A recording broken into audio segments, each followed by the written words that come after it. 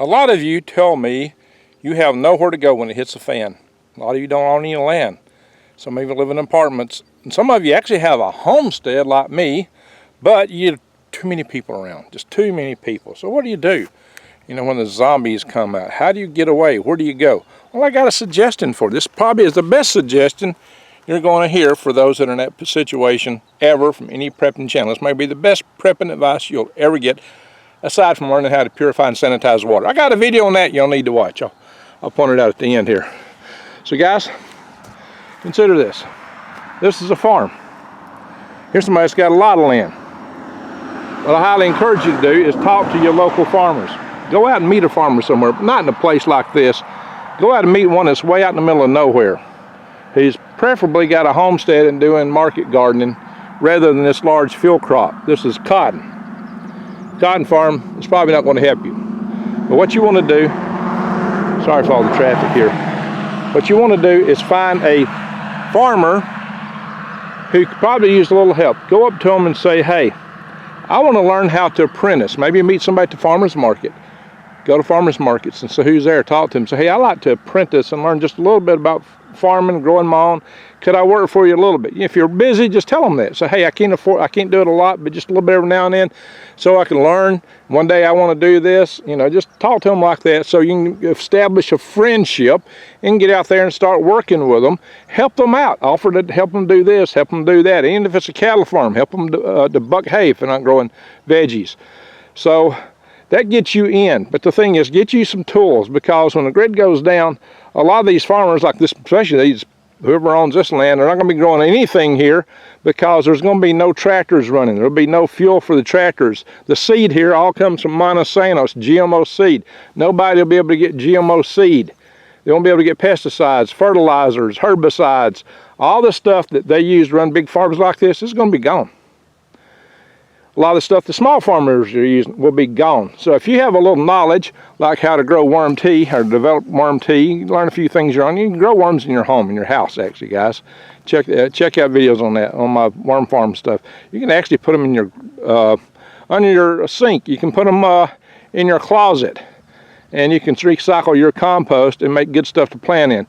So the second thing I want to advise you is, start growing a little bit yourself. So start developing your skills. Greg, I got nowhere to grow a garden. If you got a backyard, use it. If you don't have a backyard, you can always grow in pots in your windowsills, in your driveway. Maybe you don't have a driveway. If you got a stoop, a porch, a deck, use that. If you don't have any of that, I've seen where people have grown in closets. They set a closet, put racks in it. You know, I've done videos growing microgreens in my living room on my channel. If you look on the playlist below from my homepage, you'll find those videos where I started out that way. So there's a lot you actually can do, but get some experience just growing things. Use some worms. The more you learn like that, the better off you're going to be when it hits the fan, and the more you'll have to offer to a particular farmer. So you go in, you know, not totally empty-handed if you can, but if you have to be totally empty-handed skill-wise, you know, they can always use some help. Good help's hard to find these days. So now the thing with these big farms, while this may not be so practical, even though you might get a job driving a tractor, and that might be a good thing, but most of these people that grow in here are not the landowners.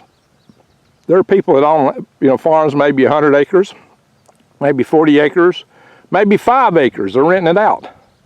And these farmers that are farming this will have thousands of acres rented. But they won't be there to farm on the landowner's place, so you might want to make contact with the landowners. Typically it's somebody who is not set up to farm anymore because they've been renting it out. And now their income source is going to be gone from farming when it hits the fan. So all this land is wide open. This field right here, once it hits the fan, will be wide open because nobody will be growing here, not this kind of stuff. And nobody's going to have seed. See, that's the other key thing. Seed is going to be in very short supply. You can't go to the store and buy it because the grid's down, remember? So check out the sunset. Yeah, the grid's down. Nobody will be going to the store and buying seed. The skeeters eat me out here. So what do? There's nothing you can do. Buy seed, buy tools. Suddenly you've got assets. Buy seeds, buy tools, stock up on all kind of farming tools, learn a little bit about how to use them. Oh yeah, if you got a community garden in your area, go to the community garden. Get some skills there. It's another place you can grow. Most communities, even in big cities, there's community gardens.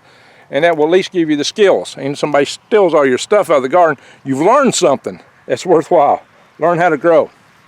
But I highly encourage you to do these things. So what I'm getting to, the reason to have the seeds and the tools, even if you don't have any land, well, when these guys aren't planting here, the landowner ain't getting nothing. If you can suddenly go up to the landowners and say, hey, let me share a crop. I got seed, let me grow on just an acre, and I'll share with you half what I got. Well, that person's probably starving to death already. That's going to be music to their ears because they're not making any money. They can't farm it. Nobody's there to farm it. And suddenly you're offering to do something nobody else can do and keep them fed. That'll be magic. And you got the seed. They probably won't have it. So buy seeds. Check out my link to True Leaf Market. Check below my links to True Leaf Market and Eden Brothers. You can buy heirloom seeds. That's the kind you got to have where you can plant the same seeds and get the same plant back again. Again, sorry for the traffic. But anyway, thank y'all for watching. I hope you enjoy this. If you do, subscribe to my channel, bang the notification bell, and click all. This is prepping, and it's farming is prepping, telling you how to share a crop and what to do when it hits the fan, and especially if you got no land.